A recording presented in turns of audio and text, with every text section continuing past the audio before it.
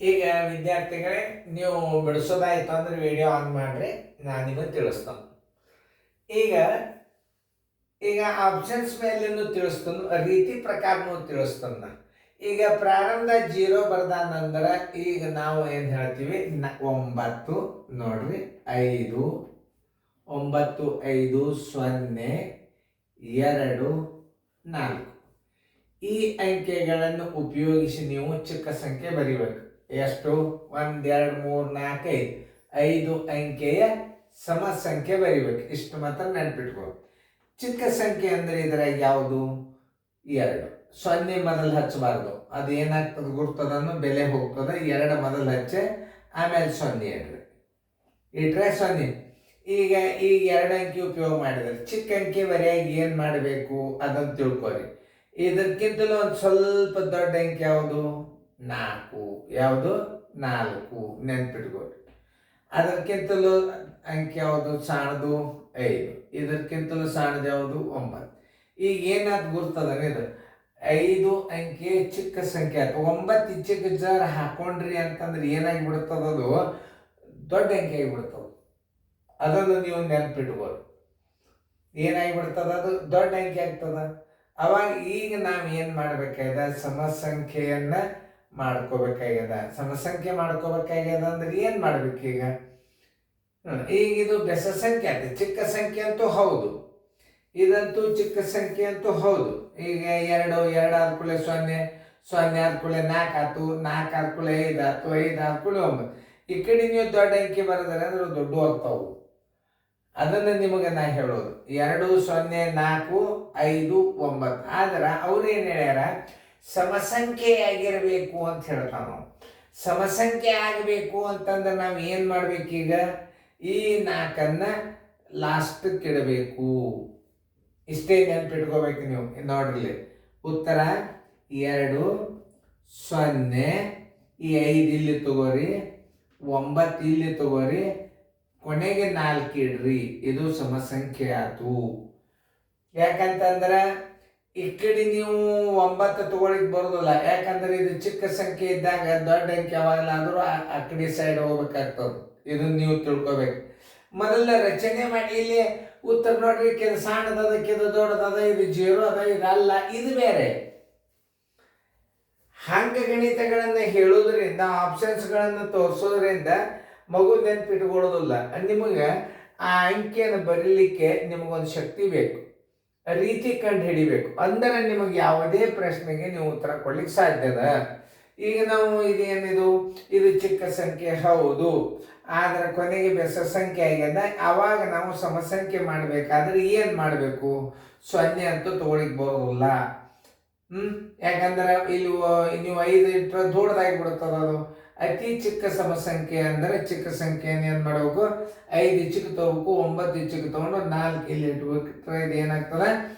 5 ಅಂಕೆ ಚಿಕ್ಕ ಸಂಖ್ಯೆ ಆಗ್ತದೆ. ಉತ್ತರ ಸಂಖ್ಯೆ ಎ. ಇದು ಒಂದು.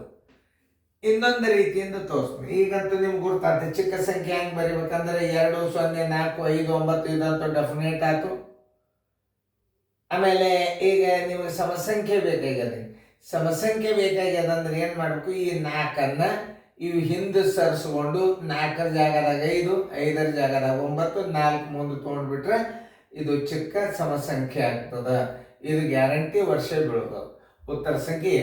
ಇನ್ನು ಆಪ್ಷನ್ಸ್ ಮೇಲೆ ಹೆಂಗೆ ಕಂಡು ಹಿಡಿಬೇಕಂದ್ರೆ 0ಯನ್ನು ಮೊದಲು ಪ್ರಾರಂಭ ಬರೆದ್ರೆ ಅದು ಒಂದು ಸ್ಥಾನ ಕಳ್ಕೊಂಡಂಗೆ. ಅದು ನೀವು 0 ಉಪಯೋಗ ಮಾಡಿಲ್ಲಂತೆ ಅರ್ಥ. ಅದು 0ಯನ್ನು ಯಾವಾಗಲೂ ಒಂದು ಅಂಕೆಯ ಮುಂದೆ ಹಾಕ್ರಿ.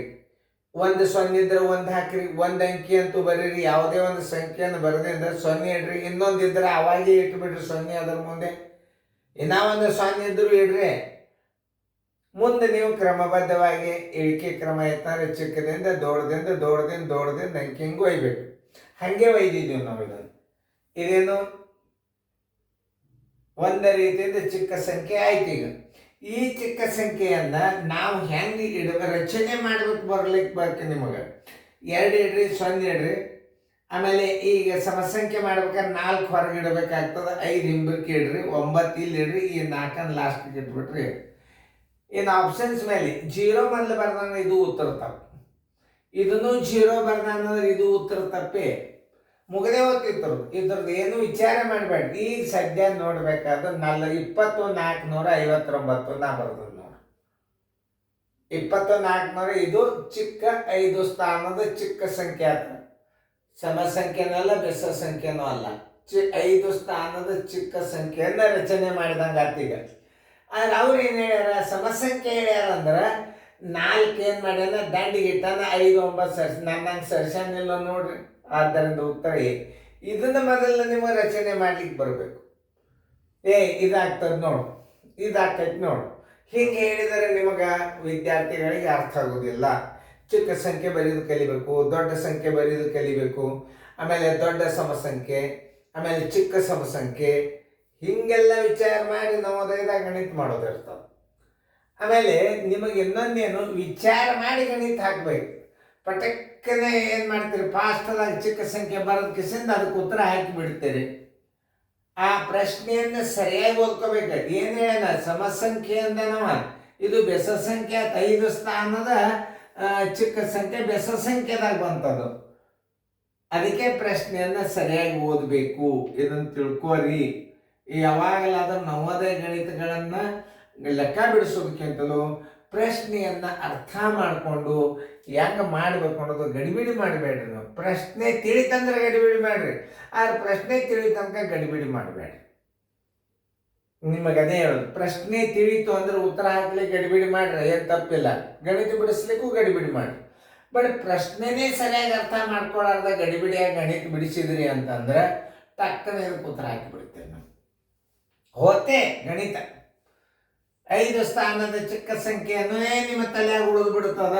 ಆದರೆ ಇಲ್ಲಿ ಸಮಸಂಖ್ಯೆ ಎಂದಿರ್ತಾನ, ಇದರ ಬಗ್ಗೆ ಎಚ್ಚರಿಕೆ ಇರಬೇಕು. ಯಾವ್ದಾಗ್ತದ ಉತ್ತರ ಇಲ್ಲ.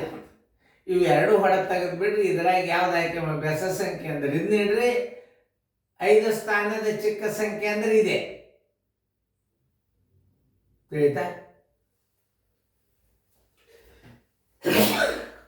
ಚಂದಂಗ ಬಿಡಿಸ್ಕೊಡ್ರಿ.